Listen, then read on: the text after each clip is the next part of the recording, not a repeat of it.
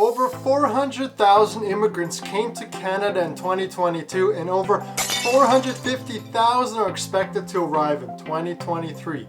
It's no secret that Canada is known for its job opportunities, quality of life, education, multiculturalism, natural beauty, political stability, and of course healthcare. We are also in a deep pilot shortage, with airlines starting to look abroad to bring pilots to Canada. So in this video, I'm going to tell you everything you need to know to convert your foreign pilot's license to a Canadian license.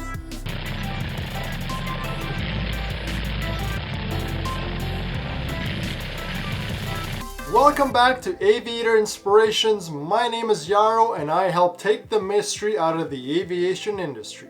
I have already made a video on the different types of pilot's licenses, so if you haven't seen that, go check it out. So this is the outline to convert a foreign pilot's license to a Canadian pilot's license. We'll break down each step of the process and all the relevant links will be in the description below. I'll also talk about some of the potential costs associated with your conversion. Now, if you're a foreign pilot who wants to fly for pay or reward in Canada, you must hold a Canadian commercial or airline transport pilot license.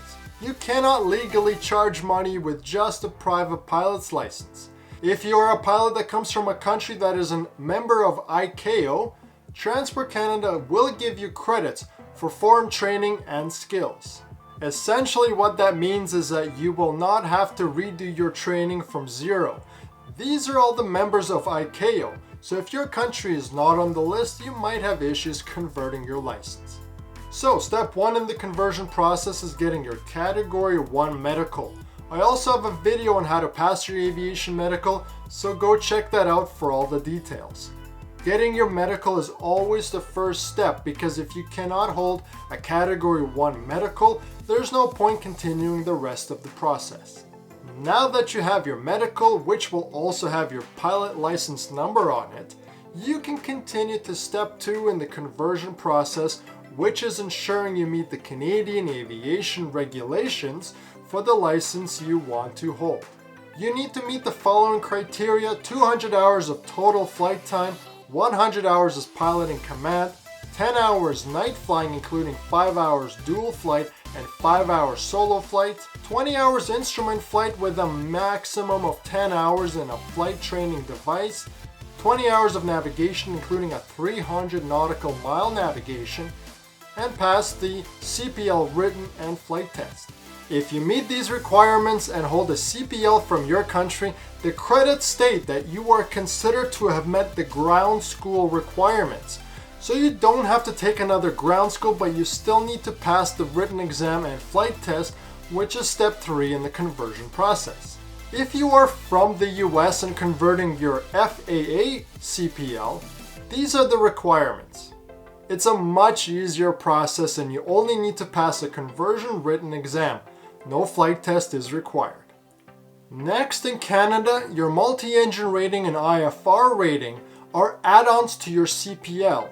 For your multi-engine rating, the credit for foreign applicants state that if you have acquired a minimum of 50 hours flight time as pilot in command in multi-engine airplanes during the 12 months before the date of application for the rating, you shall be considered to have satisfied the skill requirements. Transport Canada will then issue your multi-engine rating without further testing. Now, to convert your IFR rating, you will need to pass the written exam and flight test. These are the experience requirements for your instrument flight rules rating. If you meet them, you can write your INRAT exam followed by a flight test. Converting your FAA instrument rating, these are the requirements. You must pass the instrument rating conversion written exam, and as long as you have passed an FAA instrument proficiency check in the past 24 months prior to application, you do not need a flight test. So now let's talk about the ATPL conversion. These are the experience requirements you need for your Canadian ATPL.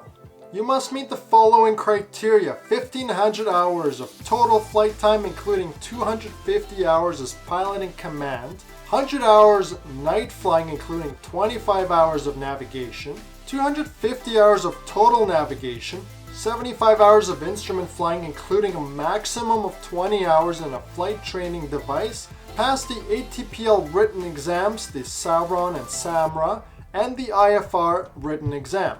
Lastly, pass the IFR flight test on a multi-engine aircraft. Converting your FAA ATP is again an easier process. You need to pass the ATPL Conversion written exam, and as long as you have passed an FAA instrument proficiency check in the past 24 months prior to application, you do not need a flight test. For cost estimation of your written exams, flight test, and license fees, budget approximately 4,000 Canadian dollars. Of course, if you require extra flight practice or training to get to standard, that can quickly add up to several thousand more dollars.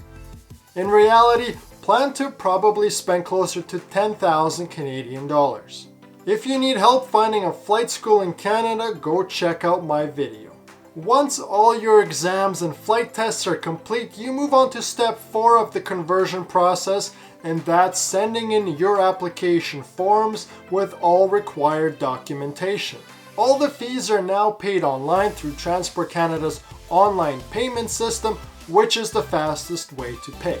Finally, you have reached step 5 and obtained your Canadian CPL or ATPL. Congratulations! Now you would need your work visa to legally work in Canada, and with that you can apply for your first flying job in Canada. This whole process seems complicating and daunting, and it can be when reading and searching through the Government of Canada's website. But if your goal is to live and work in Canada, this process is definitely worth the time and effort. Hopefully this video will help you navigate this process easier, and as always, if you have questions, leave them down below. Thank you for watching, and I'll see you in the next episode.